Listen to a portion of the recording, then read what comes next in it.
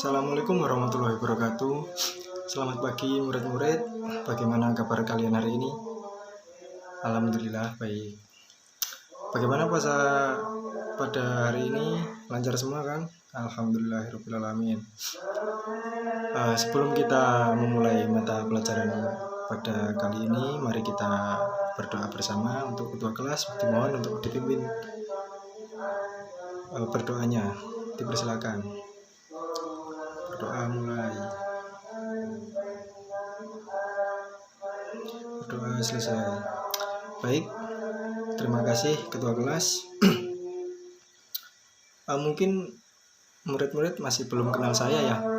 Perkenalkan, nama saya Muhammad Fikri Indrajaya, biasa dipanggil Fikri. Teman-teman bisa manggil saya Pak Fikri.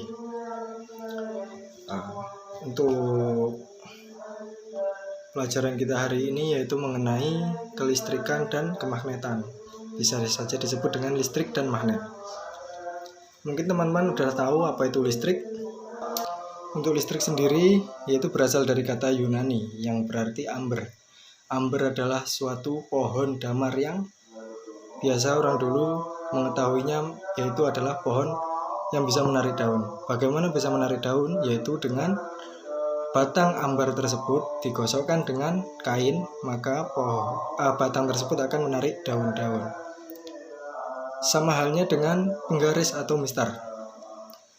Mistar tersebut bila digosokkan dengan rambut kita ya, ataupun bulu-bulu seperti kain wol, bila digosokkan terus-menerus, akan menarik suatu benda.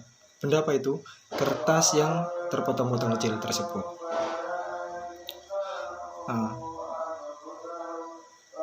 Efek-efek yang menimbulkan gaya-gaya tarik-menarik tersebut yaitu disebut dengan muatan listrik.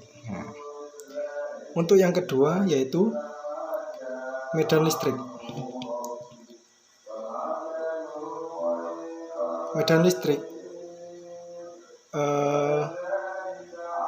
Medan listrik antara dua benda bermuatan yang berada pada jarak tertentu. Sudah paham ya dari sini?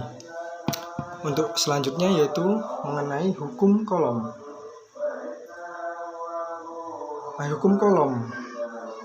Ilmuwan yang mengkaji gaya interaksi partikel-partikel bermutasan secara rinci pada tahun 1784 adalah Charles Augustin de Coulomb. Jadi penemu hukum Coulomb itu yaitu Charles Augustin de Coulomb.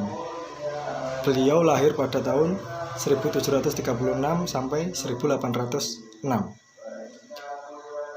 Coulomb menggunakan raca punter seperti yang digunakan oleh Cavendish.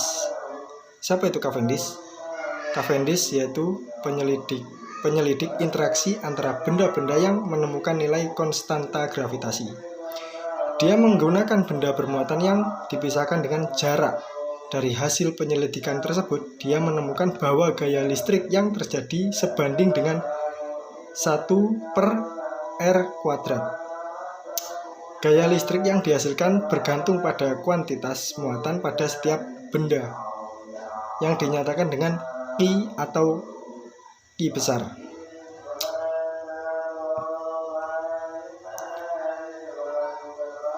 Untuk rumus dari hukum Coulomb tersebut yaitu F sama dengan K dikali Q1 Q2 per R².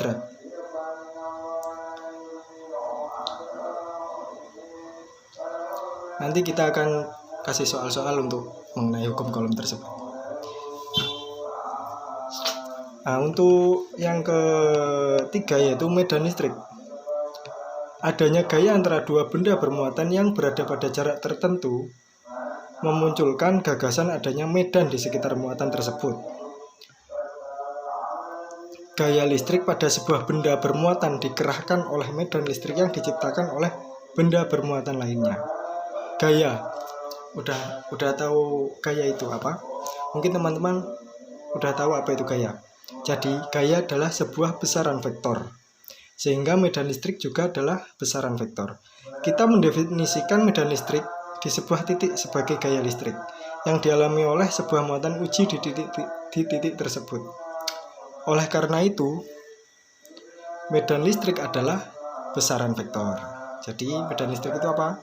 Besaran vektor. Nah, untuk yang selanjutnya yaitu potensi listrik. Nah, saya jelaskan lagi ya. Potensi listrik merupakan energi potensial persatuan muatan. Jadi apa? Energi listrik potensial persatuan muatan. Potensial listrik disimbolkan dengan V.